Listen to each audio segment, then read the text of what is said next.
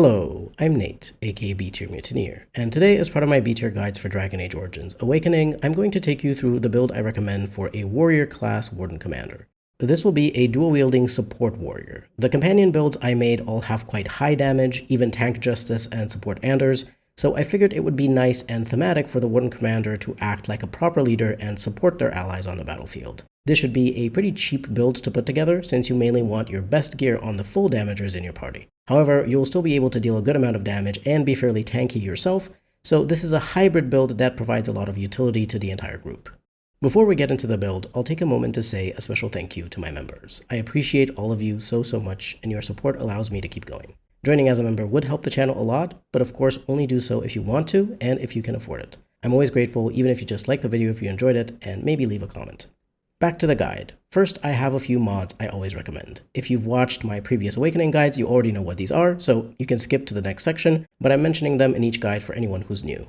Dane's Fixes is the most important mod that fixes many bugs related to combat and implements missing item properties. It has extra quality of life improvements and balance adjustments, but it's completely modular, so you can copy the parts of it you want and ignore the rest. If you use Dane's Fixes, I also recommend more detailed tooltips because it adds detailed descriptions for all the abilities and item properties in the game. Also related to combat, Advanced Tactics. This mod fixes issues with follower AI and implements more options to choose from in the tactics menu. Having access to these extra conditions for the party's behavior will help you set up tactics more comfortably.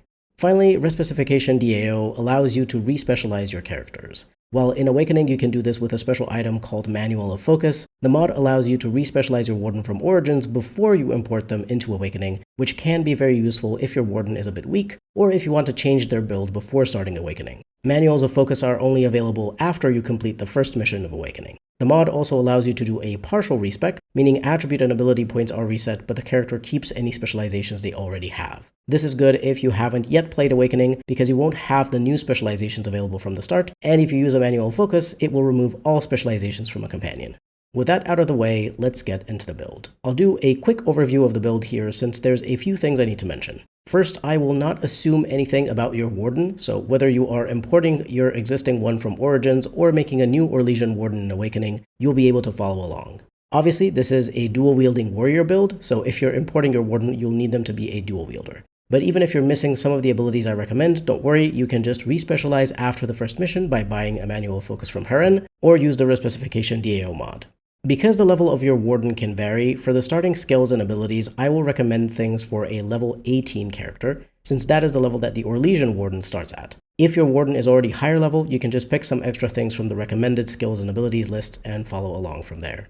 This build focuses on damage and utility. While it does have fairly high survivability, it is not a tank build, so you will want to use a dedicated tank, either a warrior or arcane warrior, and give them good tanking gear. I recommend Justice personally due to his Spirit Warrior specialization, and because weapon and shield characters get access to great defensive talents. Two-handed warriors are also better than dual wielders for tanking due to the Indomitable sustain that makes them immune to stuns and knockdowns. So it's always best when you make a dual wielding build to focus on damage or damage and utility as we're doing here. To ensure you deal a respectable amount of damage, focus on bonuses to critical chance, which you can get from a few talents and pieces of gear. Otherwise, bonuses to damage, regular and elemental, critical damage, and armor penetration are also useful. As you're a warrior, I recommend using 2 full-sized weapons, but I will mention a few daggers and you could use them depending on your party composition. If you aren't using Sigrun at all, then you could use the Best Awakening dagger Voice of Velvet on your Warden, since it will increase their crit damage by a ton. For utility, you'll need extra stamina for your activated support abilities, which you can get from the Clarity skill, investing into willpower, and getting willpower or stamina bonuses on gear. It's also good to have a little bonus to stamina regeneration in combat, but it's not strictly needed to offset the regen penalty of the 2 sustain talents you'll be using, since you will have a fairly high stamina pool. Plus, you can always use a draft if your stamina gets too low. Here are the starting attributes you should aim for. 31 Strength. Your starting sword requires this amount, and you'll be increasing it further later for higher tier weapons and armor. 36 Dexterity, because the highest tier dual weapon talents you can start with require this. 20 to 22 Willpower, so you have a solid stamina pool to start with. 16 Cunning, so you can max out the Coercion skill and optionally a few other skills that require Cunning. Finally, 20 Constitution, so that you have a good starting health pool and slightly higher physical resistance. For starting skills, you first need to ensure you have these 2 maxed out: Combat Training and Coercion. Combat training is crucial for warriors and rogues because each rank in the skill unlocks a new tier of weapon style talents. So to get the highest tier talents, you'll need this maxed out. In addition to unlocking talents, the 2nd, 3rd, and 4th ranks of combat training also grant the character some additional bonuses. Plus 0.5 combat stamina regeneration, plus 2 attack, and finally plus 1 armor and plus 4 attack. Coercion is technically speaking optional because it allows you to persuade, intimidate, and lie to NPCs in dialogue. Usually I recommend maxing this out because it helps you have these additional options for role-playing, but if you want to role-play a Warden-Commander who is very bad at talking to people, then of course feel free to skip coercion entirely. Just keep in mind that you might lose out on some quest rewards and outcomes. With the Orlesian Warden at level 18, you'll have 2 more skill points which you can put into poison making, survival, combat tactics, or another crafting skill if you want one. Putting 1 point into poison making is useful because it allows you to use poisons and grenades. You're mainly interested in poisons, either ones that add a lot of spirit or fire damage, or else poisons that add a chance to stun. If you don't want to use poisons or grenades, you can skip this, it's not necessary. I am assuming you will want to control your Warden most of the time, so combat tactics isn't necessary for extra tactic slots unless you're going to mainly be controlling someone else, like a mage or a damager. Survival is decent enough for a bit of nature resistance, but the main reason it's good is that it allows you to see enemies on the map and be able to plan for difficult fights ahead of time. For the other crafting skills, in general, I'd rather tell you to get them on a companion that you don't plan on using often in combat, or a companion who starts with some ranks in that particular skill already. Valana, for example, has 2 ranks in Herbalism, so you don't need Herbalism on anyone else. Anders has 1 rank of Runecrafting, and Nathaniel and Sigrun have 1 rank of Poison Making each. You will want to max out Vitality and Clarity later on, so I really don't recommend investing into the crafting skills other than the 1 rank of Poison Making if you want to use poisons and grenades. For starting abilities, here's what you should have. From the Warrior tree, Powerful and Precise Striking. Powerful is a passive that grants the warrior plus 25 health and a 10% reduction of fatigue. This is great for any warrior regardless of armor type, since it will keep the cost of their talents down, plus give them a good amount of HP. Precise Striking is a sustained talent that grants the warrior a bonus of plus 10 attack and a variable amount of melee crit chance based on their character level, while giving them a penalty of minus 10% to their attack speed. The maximum melee crit chance bonus from this ability in Awakening is 20%, achieved at level 35, but even at a lower level you'll still get a significant enough bonus because you already start at level 18 at a minimum, which gives you 11.5%. From the dual weapon tree, max out the first 3 rows. The first row is all passives that give you various bonuses while dual wielding, and the final passive also allows you to dual wield full-size weapons instead of just 1 weapon and 1 dagger. Dual weapon training increases the damage your offhand weapon gains from attributes, strength for full-size weapons, and 50-50 strength and dex for daggers. Dual weapon finesse grants plus 5 attack and defense while you're dual wielding. Dual weapon expert grants plus 2.5% melee crit chance and also adds a bit of bleeding damage per hit when dual wielding. In the base game, the bleeding damage doesn't scale properly with character level like it's supposed to, but if you have Dane's fixes, it's sorted out. Dual Weapon Mastery lets you dual wield 2 full-sized weapons and also reduces your fatigue by 2.5% when dual wielding. On warriors, I generally recommend dual wielding longswords or a combination of 2 big weapons instead of daggers, simply because there are more such weapons to choose from rather than the very limited pool of good daggers, and they also have higher base damage. You can do whatever you'd like though with this build, either 2 full-sized weapons, a sword and a dagger, or even 2 daggers if you have the best dagger from Origins imported in your inventory. You'll see the options in the gear section. From the second row, you'll only use the last 2 talents, but you need to unlock the first 2 to get access to them. Cripple is an activated talent that crits if it connects with a target, and the strike has plus 5 attack. The target is debuffed for 10 seconds with minus 40% movement speed, minus 10 attack and defense unless it passes a physical resistance check versus the attacker's strength. As a warrior, you will have fairly high strength, so you have a good chance of applying these debuffs on more difficult enemies. Mainly bosses, potentially physical elites too, like Darkspawn Alphas, Ogres, or Revenants. Punisher is an activated talent that strikes 3 times against a target, dealing normal damage for the first 2 strikes, and generating critical hits for the final blow that uses both weapons if they connect. The target will be debuffed for 20 seconds with minus 10 attack and defense, and be knocked down unless it passes a physical resistance check against the attacker's strength attribute. Another great talent for warriors to use, since the debuff is more likely to be applied. Just like with Cripple, I would use this on bosses and maybe elites. The third row has great activated damaging talents. Dual Weapon Sweep deals damage in a cone in front of the attacker, striking with both weapons, and it inflicts 50% more damage than normal. The attack is always a standard combat hit. It can't miss, but it can't crit either. There's a bug where you can potentially miss a target if it's directly in front of you, but Dane's Fixes resolves it. This is an amazing talent. It deals fairly high AoE damage, it costs little stamina, and it has a low cooldown. Flurry is an activated talent which strikes 4 times, 1 attack with both weapons, then 1 with the main hand, and 1 with the offhand, executing this attack combo with much faster than normal speed. The hits can be critical, so this is great for our high crit chance build. I generally recommend using this on high priority targets you want to kill very quickly, like spellcasters or elites. Momentum is a sustained talent that increases your character's attack speed by 43%, but imposes a penalty of -2 stamina regeneration. In the vanilla game, there is a bug if you're using haste and momentum together, which causes you to lose the speed bonus, but Dane's Fixes solves this problem. Whirlwind is an activated area of effect talent that damages enemies in a 2.5 meter sphere around the character. You strike out at surrounding enemies with both weapons, and each hit can be a critical. With your high crit chance, this is a deadly ability that can easily take care of a bunch of normal enemies surrounding your character. The two specializations I recommend you start out with are the Champion and the Templar. You can unlock all the abilities from both. The Champion has great utility for your party with buffs for your allies and debuffs and CC on enemies. Unlocking the specialization grants you +2 willpower and +1 cunning, which aren't amazing, but that doesn't matter. You want these talents to support your team. Warcry is an activated talent that gives nearby enemies a penalty of -10 attack for 20 seconds. With the superiority passive, you also have a chance to knock them down unless they pass a physical resistance check versus a warrior's strength. You'll have fairly high strength, so you should be able to knock enemies down fairly often. Rally is a sustained talent that grants nearby allies +10 defense while this is active. With the Motivate passive, your allies also get a +10 attack bonus. Do keep in mind that the warrior also gets a penalty of -2 stamina regeneration while this is active, but you should be fine if you have a large stamina pool and also have some stamina regen bonuses on gear. Motivate is a passive that upgrades the Rally talent to also grant a +10 attack bonus. Superiority is a passive that upgrades the Warcry talent to have a chance to knock down enemies. The Templar provides anti-magic abilities, in particular the Dispel talent Cleanse Area and the ranged damaging talent that can also stun, Holy Smite. Righteous Strike is a passive that causes each of the Templar's melee hits against a spellcaster to drain mana equal to 25% of the damage dealt, and also restore the same amount of stamina to the Templar. This is a nice little passive, though usually you will want to disable and kill spellcasters fairly quickly, so the mana drain won't matter super much. Cleanse Area is an activated talent that removes all spell effects other than Glyph of Neutralization in a 10-meter area around the Templar. This doesn't remove persistent spell effects like the ones created by Blizzard or Earthquake. This is generally useful in mage-dominated combat encounters, but it can also be used defensively in case one of your party members is being affected by a nasty spell effect like Curse of Mortality, Crushing Prison, Paralyze, or a Hex. Keep in mind though that when you use this, it will also remove friendly spell effects, so you will have to recast anything that got deactivated on your mages. Mental Fortress is a passive that grants the Templar +20 mental resistance. Unfortunately, very few enemy abilities require mental resistance checks, so this is kind of useless, but you need to unlock it for the final Templar talent. Holy Smite is an activated talent that deals a decent amount of spirit damage to a target and enemies in a 5-meter circle around it.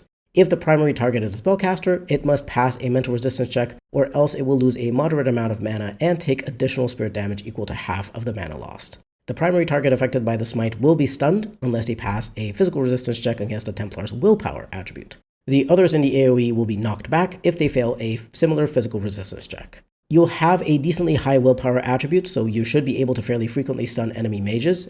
I will mention that there is a possible downside to using Holy Smite, which is that it could crash your game due to some graphical issues. If you're worried about this, there's a mod called TSM Crashing is a Crashing Boar by The Sky Moves, which replaces the VFX of 3 abilities, Holy Smite, Mana Clash, and the Paralysis Explosion combo with less visually intense effects to avoid crashes. I'll have a link to this mod in the description.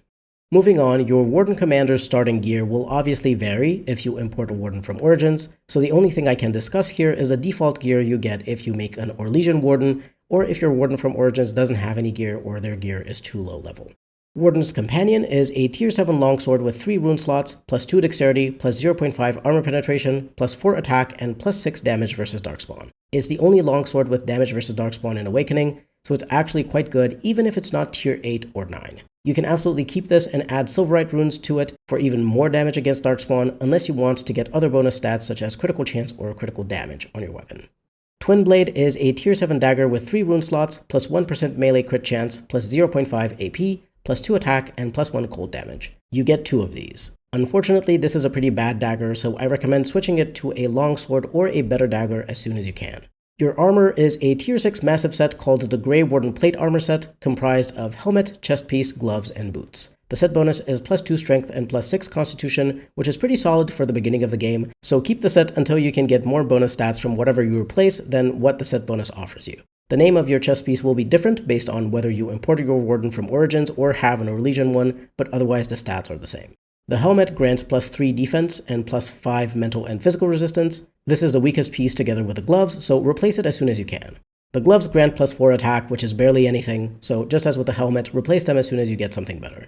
The chest piece has 2 rune slots and grants +2 constitution, +4 armor, and +25 stamina. It's not bad, but it's going to be far better to get a chest piece that is tier 7 and above, which will have 3 rune slots and usually also better bonus stats. You don't have to rush to replace this though, since early on you don't have that many good armor runes. The boots grant +2 armor and +5% dodge chance. Pretty good as far as awakening boots go, but you will likely want to upgrade them sometime in the bit game. 3 out of 4 of the starting accessories you get are bad. The only good one is Ring of the Warrior, a ring that grants +2 strength and dexterity, which are attributes you care about.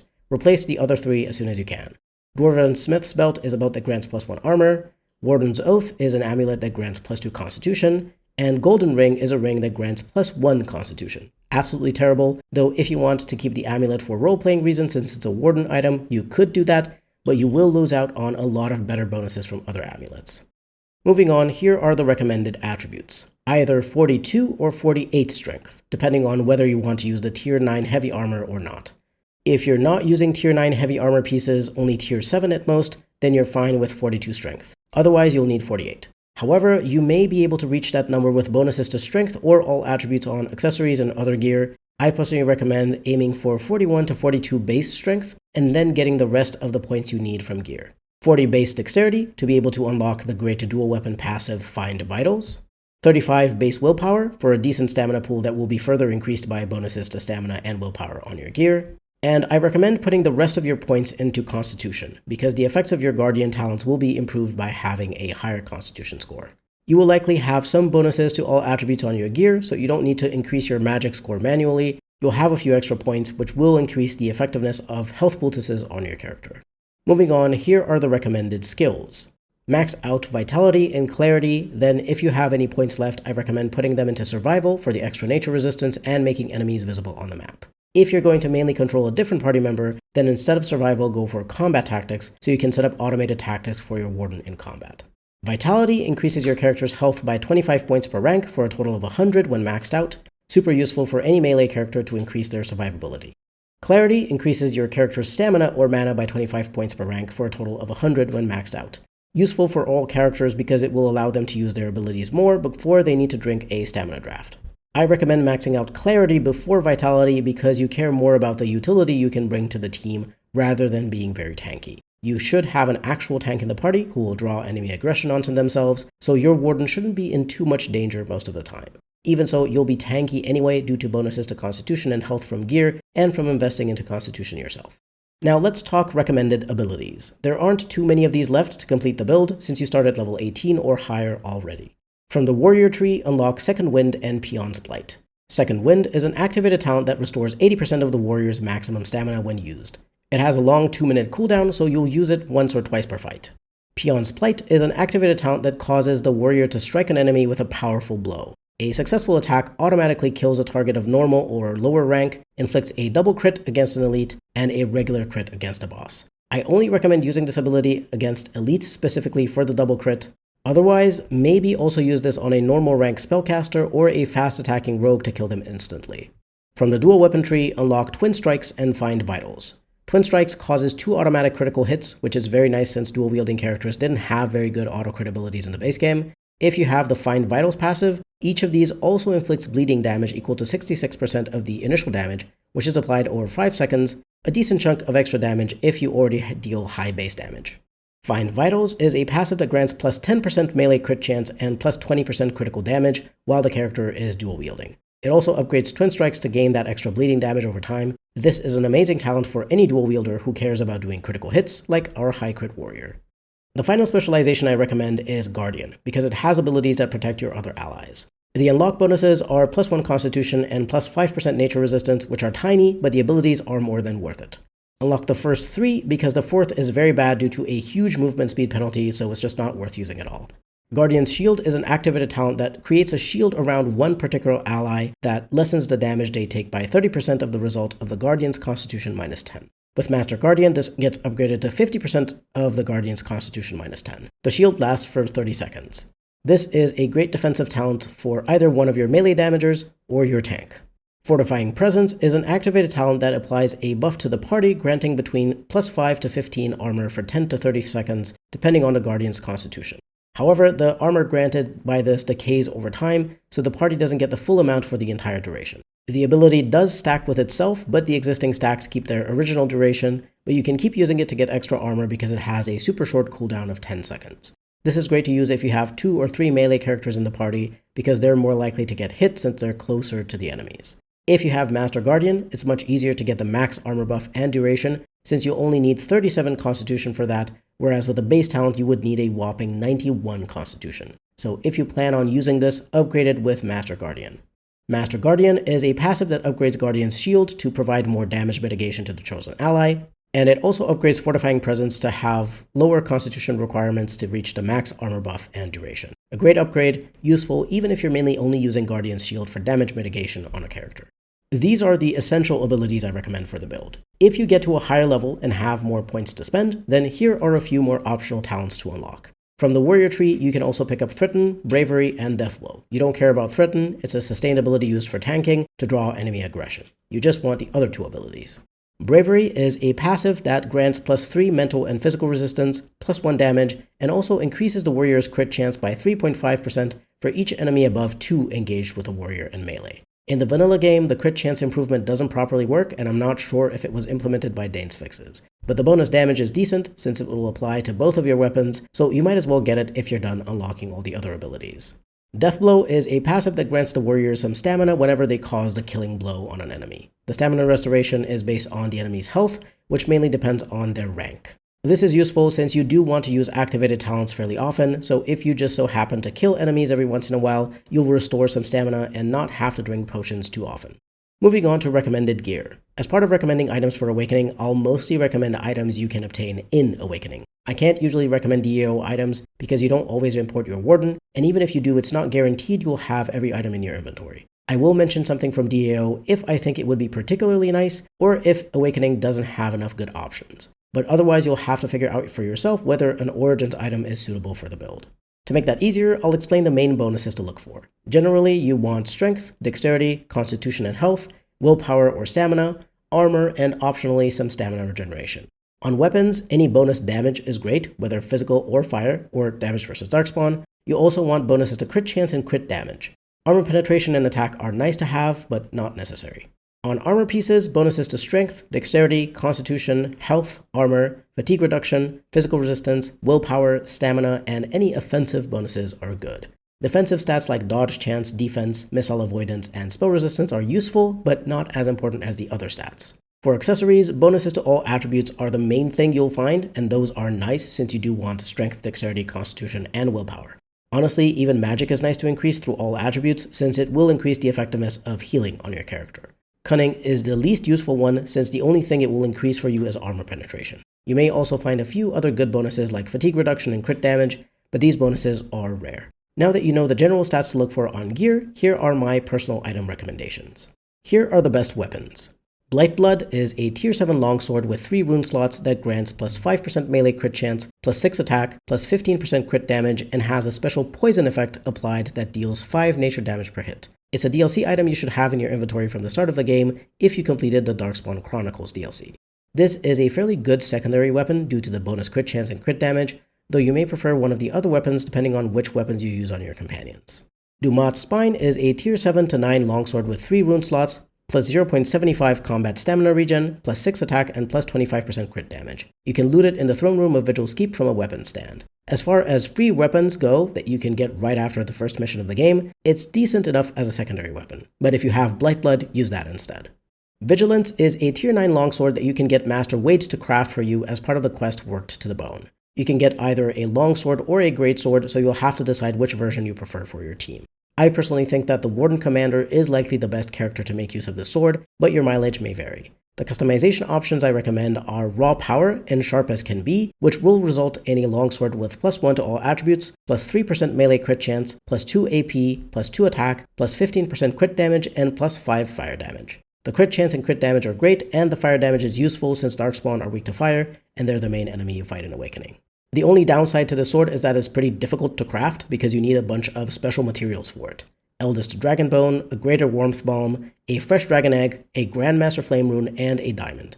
You'll only be able to craft it after completing 2 main quest areas, the Black Marsh for the Dragonbone and the Wending Wood for the Dragon Egg. It can also be pretty expensive to obtain the Grandmaster Flame Rune, because in Awakening you can only craft higher tier runes, not buy them, so you'll need someone with rank 3 rune crafting, and more importantly you'll need to buy the recipes and materials to craft the rune itself. So if you don't want to bother getting these materials in your playthrough, don't worry, the sword isn't that amazing. It's good, yes, but the other weapons I recommended are also good.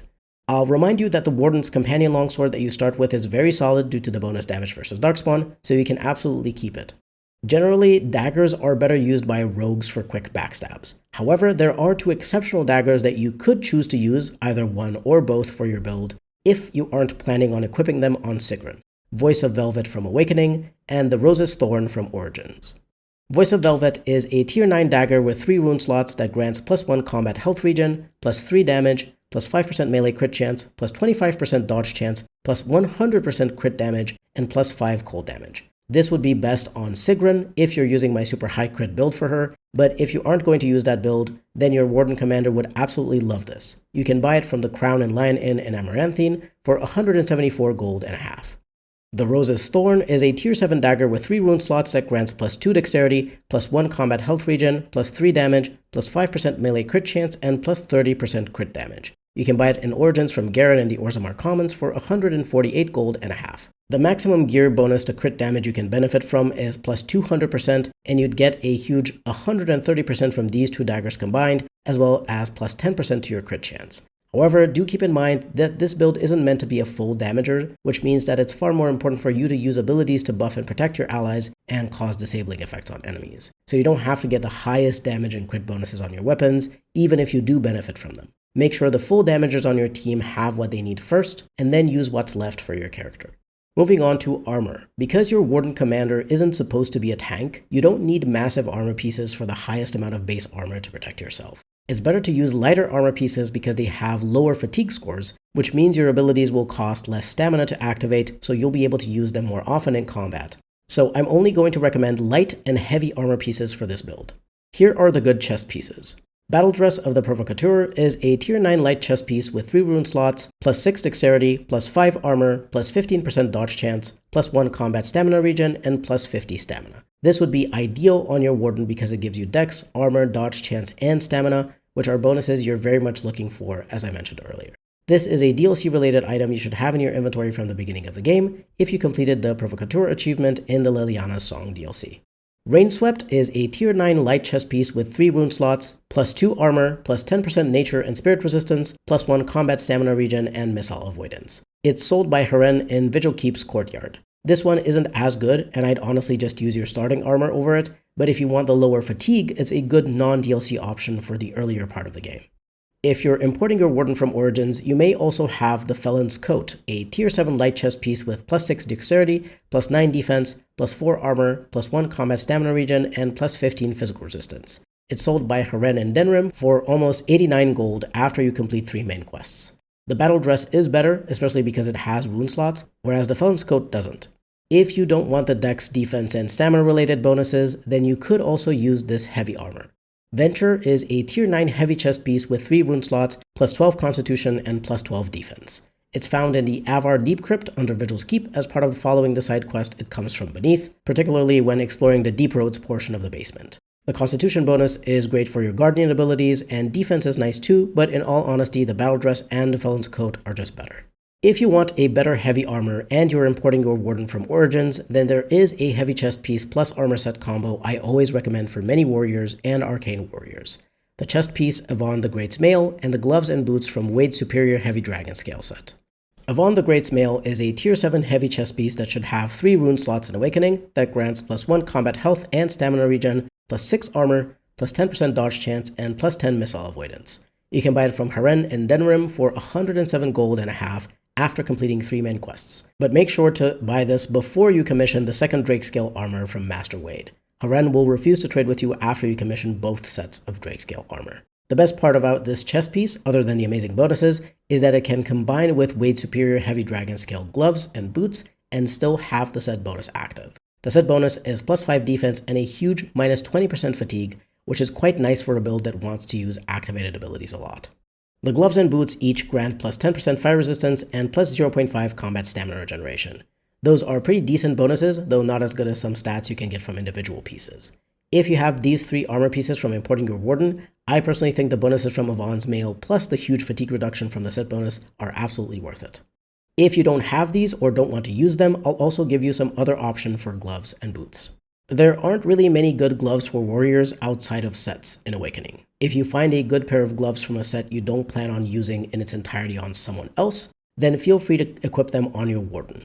Storm Chaser gauntlets are the only good heavy gloves, tier 9 with plus 4 dexterity, plus 6 defense, plus 3 armor, plus 30% electricity resistance, and plus 2 combat stamina regen. They're sold by Haren in Vigil Keep's Courtyard for 118 gold and a half. However, you will likely want to use these on a melee damager like Sigrun, or maybe another warrior or arcane warrior who is using a sustained ability that has a large stamina regeneration penalty that you need to offset. Your penalties from momentum and rally are only -4 in total. You already get plus 0.5 from a rank of the combat training skill. It's easy to get some other bonus to stamina regen on a couple of other gear pieces. So I don't recommend equipping these gloves on your Warden unless you're not using them on someone else. If you just want a slight upgrade to your starting gloves, then you can take Nathaniel's gloves. Ornate leather gloves are tier 7 light gloves that grant plus 2 dexterity and plus 1 armor. You can loot them in Vigil Keep's dungeon from the chest labeled Prisoner's Effects. Even if you don't recruit Nathaniel, you can still get the gloves. If you're importing your Warden from Origins and don't want to use Wade's Heavy Dragon Scale gloves, then Catriel's Grasp are pretty nice. They're tier 7 light gloves that grant plus 3% melee crit chance. You can buy them for almost 4 gold from Gorham and Denrim after completing 3 main quests. For boots, again, there aren't too many good options for warriors, but there is one standout option. Fleet Feet are tier 9 heavy boots that grant plus 4 dexterity, plus 6 defense, plus 10% spell resistance, plus 10% dodge chance, and missile avoidance. You can buy them from the Crown and Lion Inn in Amaranthine for a bit over 40 gold. These are super good for a tanky character, although I prefer to use them on a tank if that particular character doesn't want to use a full armor set. If you're using a different pair of boots or a full set on Justice, these could be available for your Warden, and I highly recommend them. Storm Chaser boots are tier 8 heavy boots with plus 4 dex, plus 3 defense, and plus 5% electricity res. Slightly better than your starting boots, though you do lose out on the 5% dodge chance. They're found on a dead Templar's body at the Turnoble Estate during the side quest Far Afield. Finally, here are a few good helmets. Storm Chaser Helm is a tier 8 heavy helmet that grants plus 6 defense, plus 15 mental res, plus 10% electricity res. Better than your starting helmet, only just. If you want a lot of dex and defense on your character, this is pretty nice as far as helmets go. You can find it in a crate during the starting mission in the Courtyard of Vigil's Keep. If you're just looking for a bit of extra stamina, then a much simpler helmet option is available. The Executioner's Helm, a tier 1 to 7 heavy helmet, which grants plus 25 stamina. You can buy one from Haren in Vigil Keep's Courtyard. If you're importing your Warden from Origins, it's also possible you found this as random loot from a bunch of containers or enemies. The tier of the helmet doesn't matter much. In fact, a lower tier is better because it keeps your fatigue lower, and the armor increase from higher tiers isn't worth it on helmets because it's tiny. The only other helmet I'd recommend is another one from Origins if you're importing your Warden. Long Runner's Cap is a tier 5 light helmet that grants plus 0.5 combat stamina regen. You can get 2 copies in the Karta hideout in Orzammar, one from Jarvia and one from the Jammer's Stash side quest. Moving on to accessories. Here are the good belts. Gladiator's Belt grants plus 2 strength, dexterity, and willpower, and plus 4 attack. It's acquired during the Tears in the Vale quest in the Black Marsh. Girdle of Kal Haral grants plus 6 defense, plus 10% fire and cold res, and plus 10 physical resistance. It's looted from Haral's sarcophagus in the Kal Haral trade quarter.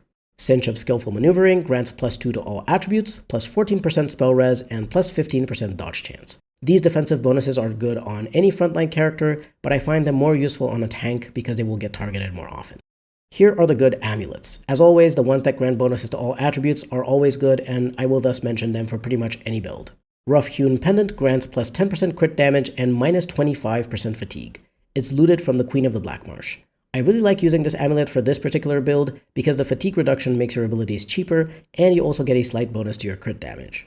Scout's Medal grants plus 2 dex, plus 10 constitution, plus 2 armor, and plus 50 stamina. It's sold by Uriah in the throne room for 84 gold. This is good on most melee characters, and I'd rather give it to a tank warrior, an arcane warrior, or close range mage. But if you aren't going to use it on them, then it's an amazing amulet for your Warden, mainly for the constitution that increases the effectiveness of your guardian abilities, and the stamina that lets you use your abilities more comfortably. Illumination grants +3 to all attributes and +10 mental resistance. You can obtain it by completing the simple Wending Wood Stone puzzle. Pearl of the Anointed grants +2 to all attributes. It's a promo DLC item you should have in your inventory from the beginning of the game. Seeker's Chain grants +2 to all attributes, +1 combat health regen, and +3 defense. It's sold by Glassrick and Amaranthine for 10 gold and a half. Finally, here are the good rings. Not too many for warriors, unfortunately. Corrin's Proposal grants +2 to all attributes. It's a reward for the side quest The Trail of Love. Ring of the Warrior grants +2 strength and dexterity. You may already have one on your Warden-Commander because it's one of the starting rings. It's also a starting ring for Oghren in Awakening, so you could steal it from him. And if you're importing your Warden from Origins, then you may also have a copy if you completed the Drifter's Cache quest in the Deep Roads. Sleeper grants +25% electricity res and +15% spirit res. It's found in a chest in the first mission of the game. It's decent and certainly better than the golden ring you start out with as an Orlesian Warden, but it's only good if you're fighting enemies dealing electricity or spirit damage specifically. Tingler grants +4 constitution, +0.75 combat health regen, and +15% to healing effects received. You can loot it from a chest in Vigil Keep's basement, behind a secret door next to the statue of Andraste. It's a decent ring, but it's far better for a blood mage or a tank. I'll also mention one ring from Origins if you're importing your character, the Key to the City, which grants +2 to all attributes, +4% spell resistance, and +10% to healing effects received. You can obtain it by completing the side quest Key to the City in Orzammar. It's a great ring for pretty much anyone, but you will likely want more specific bonuses on your damagers, so you could use this on your Warden-Commander while reserving other more specialized rings for your companions. The gear section of this build was hardest to put together because I really wanted you to be able to get decent enough gear without it overlapping with the recommendations that I gave in my companion builds. It's hard to do for Awakening because there just aren't that many good items, in particular armor pieces and accessories. For runes and consumables, I mostly recommend focusing on weapon and armor runes. You can optionally use poisons on your weapons as well because you will attack fairly quickly and thus be able to apply the extra damage or effects of the poison. You don't really need grenades because you already have a decent amount of AoE damage, even a ranged option with Holy Smite, and you can have an archer or a mage on your team who will deal AoE damage at range with no issues. But if you're using poisons, you'll also have the option to use grenades, so feel free to keep any grenades you find as random loot in your inventory just in case you want to use them every once in a while. For weapon runes, I mostly recommend runes that add damage to your attacks. Silverite runes are the best ones because they add extra damage versus Darkspawn, and Darkspawn are their main enemy type in Awakening. Otherwise, Flame and Lightning runes are great. Flame because Darkspawn, Undead, and Sylvans are weak to fire. Lightning because other than the Queen of the Black Marsh, very few enemies are resistant to electricity damage. Also, electricity damage has the added bonus of draining stamina from non-mage enemies. The only issue with weapon runes is that unless you have some high tier ones imported from Origins, you'll have to craft them for yourself. However, Awakening does have higher rune tiers above Grandmaster, so you will ideally want to upgrade your runes to Paragon tier if you have the money to spend on materials. For armor runes, the best two are the ones that grant bonuses to Constitution and Willpower. Stout runes grant Constitution, and Reservoir runes grant Willpower. I'd go for a mix of both at a high tier, likely 2 Stout runes and 1 Reservoir rune if you have 3 rune slots on your chess piece. In terms of consumables, you mostly just want health poultices and stamina drafts to restore your warden's health and stamina when they get too low. Against a few boss enemies, you may want one of the elemental resistance consumables, elixirs of grounding against the Queen of the Black Marsh, warmth bombs against the Inferno Golem, and potentially some spirit bombs against enemies dealing spirit damage. But I haven't personally felt the need to use these on anyone other than the main tank of the party, so you likely won't need them for your Warden-Commander. If you want to use poisons, here are the useful ones. The poisons that add a chance to stun the enemy on strike are Deathroot Extract, Concentrated Deathroot Extract, Crow Poison, Concentrated Crow Poison, and Flesh Rot. However, all of these will deal extra nature damage, and many enemies, Darkspawn included, have quite a lot of nature resistance, and in some cases even immunity to nature. If you have enough sources of disabling effects from your party's abilities, you don't need the stunning poisons. In that case, I recommend getting a poison that adds a high amount of extra damage, but make sure it's a good damage type, Spirit, Fire, or Electricity. Flame Coating adds +2 fire damage, Shock Coating adds +3 electricity damage, Demonic Poison adds +5 spirit damage, and Concentrated Demonic Poison adds +10 spirit damage. You will likely have to craft these higher tier poisons or coatings yourself, since most of them won't drop as random loot from enemies, so make sure to max out the poison making skill on one of your rogues and get the recipes and ingredients you need. Finally, let's talk about tactics and party composition. In terms of party composition, my general recommendation will always stay the same: 1 tank, 1 mage, and at least 1 ranged character, whether archer or mage. By tank, I mean a character who can draw enemy aggression away from their squisher allies. Normally, this is a warrior who can use Threaten, Taunt, and Grievous Insult to generate more threat towards enemies. though an Arcane Warrior Mage can also act as an effective tank without these warrior talents if they use certain spells that draw a lot of threat. Your Warden Warrior is a hybrid build of damager and support, so you'll be dealing a respectable amount of damage while also buffing your allies and debuffing or disabling enemies. You are decently tanky, but not as buff as a full tank. For that reason, you should have a proper tank in the party, whether a weapon and shield warrior like Justice, an Arcane Warrior, or a two-handed warrior tank. Mages are always useful no matter your party composition, whether for damage, healing, buffs, debuffs, and disabling effects. They're super versatile and powerful, and so unless you're doing a challenge or roleplay run of some sort where you're limiting yourself to not using magic, I highly recommend having at least one mage in your party. As for having a ranged character, it's mostly due to the fact that if you have a full melee party, your characters will get stuck a lot in corridors and other cramped spaces, trying to maneuver around each other instead of attacking enemies. It's pretty annoying, and you can avoid this positioning problem by having a mixed ranged party with at least one ranged character, if not two. It's also very nice to have ranged abilities and attacks, because it means you'll be able to start damaging and affecting enemies much faster without needing to run up to them to do so. However, this is all the advice I have for party compositions. Ultimately, it's up to you who you choose to bring along, because you should have a party you feel comfortable playing, and which includes the companions you like. My recommendations are just suggestions based on my experience and playstyle preferences, so don't take them as rules. Especially if you're playing on easy or normal, pretty much anything can work. For your Warden's tactics, you will be mainly focusing on the support talents as well as the best damaging talents you have access to. If you're controlling your Warden most of the time, you don't really need to set up anything in their tactics, so this section is more about learning how to play the build. First up, the sustained talents. There's only 3 we're using: Precise Striking, Momentum, and Rally. Keep them sustained at all times. For the activated talents, I will start with the support and utility ones and then tell you which of the damaging ones are best to use and when to use them. Guardian's Shield can be used in 2 different ways. 1, cast it on a melee damager when they're surrounded by 2 or more enemies. This first option is if you have a damager who is a bit of a glass cannon and you don't think they're very good at keeping themselves alive. But in general, you should be fine if you have a good tank who keeps the enemy attention away from the other party members. The better option, however, is number 2. Cast it on your party's tank whenever they are surrounded by 3 or more enemies. This will increase their survivability even further by reducing all the damage they receive for the next 30 seconds. Fortifying Presence isn't as good as Guardian's Shield, even though it affects the entire party, so you should use it sparingly. I would recommend using this in the same situation as Guardian's Shield, particularly for your tank when they are surrounded by 3 or more enemies. This is because they are going to be usually receiving the most damage from enemies, and if you can keep your tank alive, then the rest of your party will most likely be fine too. However, if you're casting Guardian's Shield on your tank, then they already get a lot of damage reduction, so you don't necessarily need to spend your stamina on Fortifying Presence to give your tank some extra armor for 10 seconds. The only situation I would use this in is if you're fighting a very difficult boss enemy that deals physical damage, because even with the damage reduction from Guardian's Shield, your tank might still take a lot of damage.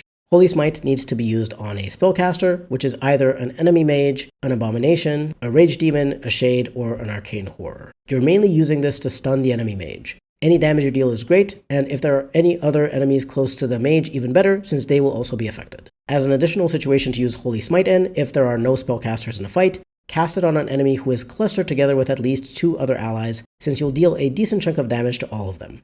Cleanse Area should only be used in a few very specific situations if one of your party members is being affected by a negative spell effect that is debilitating, and which you can't survive through or dispel in some other way.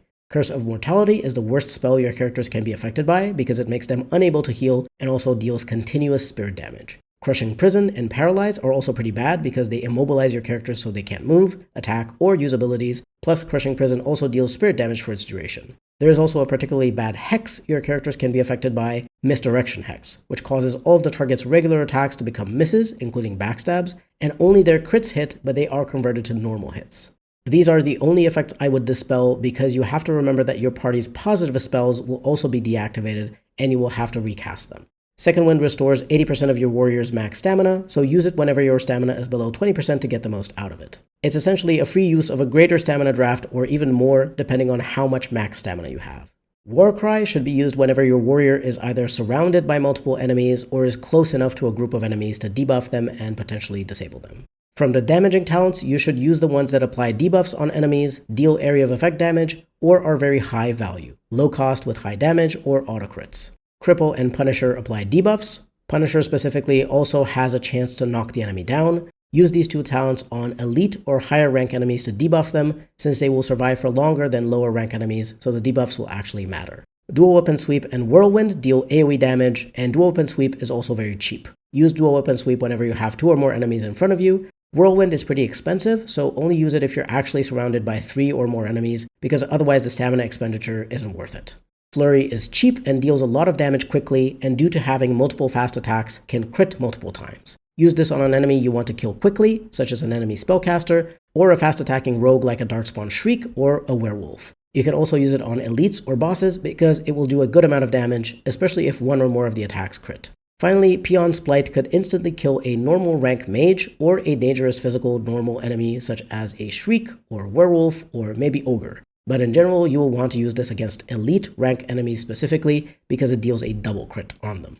Remember to use a health poultice if your health gets too low and a stamina draft if your stamina gets too low. For stamina drafts, it's important to not let your stamina reach 0 if you have stamina regeneration penalties that you haven't offset with gear bonuses, because if your stamina reaches 0, all of your sustained abilities will be deactivated automatically. This is pretty much it. If you're using poisons, you will have to coat your weapon with them at the start of the fight, and potentially use a second poison if the fight goes on for long enough that the poison's duration expires.